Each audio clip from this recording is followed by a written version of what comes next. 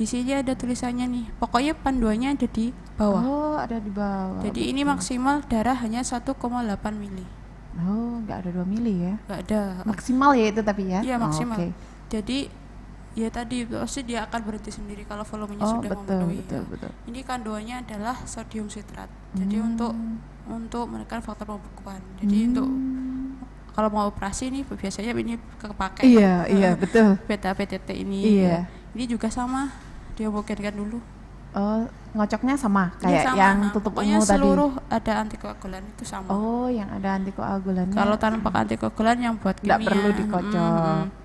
Ada lagi sebagai klinik kan harus tutup merah soalnya dia tidak ada antikoagulan. Oh, iya. Jadi serum murni dari pasien, tidak tercampur oleh adiktif lain. Seperti itu. Jadi memang karena jenis pemeriksaannya yang banyak tadi ya, kemudian prosesnya juga beda, makanya dibedakannya dari tutup.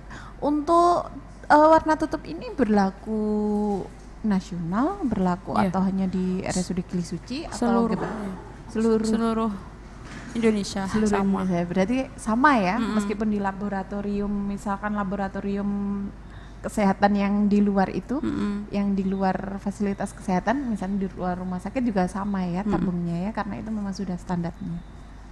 Oh gitu. Jadi mungkin kalau kita sebagai tenaga kesehatan kan tahu ya kalau itu fungsinya tuh. Mungkin untuk bagi teman-teman pecinta K-pop yang di luar tenaga kesehatan, jadi nanti waktu diperiksa kan setidaknya tahu, oh tutupnya ini ungu, oh tutupnya ini biru, oh tutupnya ungu berarti berdarah lengkap, kalau merah berarti untuk sero ataupun kimia klinik. Jadi biru mungkin juga bisa untuk angen-angen sendiri ya. Oh kalau saya tadi ungu, kalau ungu itu nanti bisa scan barcode di laboratorium RSUD Kili Suci atau nanti biar ditambahkan di linknya. Oh ungu itu untuk ini, oh kira-kira berapa menit, kan bener. Gitu. Biru itu untuk ini, oh kira-kira berapa menit. Jadi ini juga merupakan salah satu informasi ya dan pengetahuan juga bagi kita semua, bagi pecinta K-pop, baik yang tenaga kesehatan maupun yang non tenaga kesehatan. Berarti ini Mbak Vika hafal ya berarti. Sudah ngafalin mesin, ngafalin pemeriksaan ini sekarang harus kadang mesin juga kita kalau teknisnya belum datang kita benerin sendiri. Nah, iya harus hafal ya semuanya. Baik, ini tadi kan kita sudah membahas tentang laboratorium. Sekarang saya mau membahas Mbak Vika nih. Mbak Vika ini kan tugasnya di laboratorium. Dulu sekolahnya apa sih Mbak? Nah, mungkin banyak yang bertanya-tanya nih. Kalau dulu saya mengambil kuliahnya prodi analis kesehatan ya. Kalau sekarang kayaknya teknik laboratorium medik kalau nggak salah namanya. Atau bisa juga Pranata Laboratorium Kesehatan, namanya banyak banget. Oh sekarang, tapi intinya sama ya. Iya sama. Analis kesehatan yang memang nanti bisa bertugas di laboratorium. Iya benar. Baik itu patologi anatomi, PDRS ataupun patologi klinik itu semua memakai analis kesehatan. Nah, gini kan, jadi kan tahu kalau Mbak Vika itu salah satu tenaga kesehatan.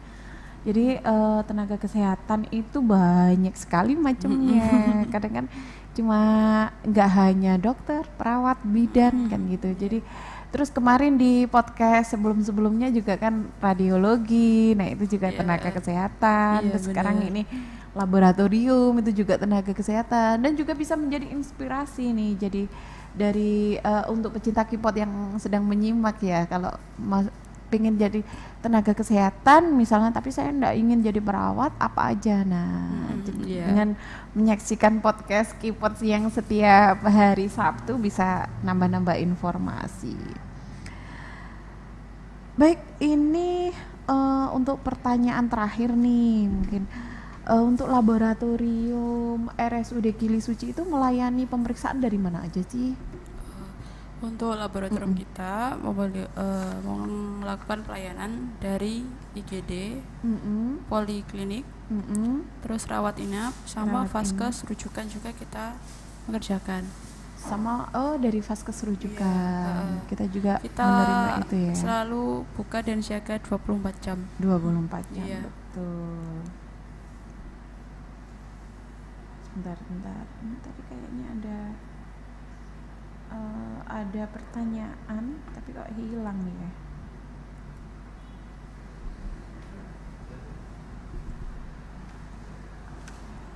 Jadi untuk laboratorium RSUD Kili Suci bisa melayani dari IGD, ya kan?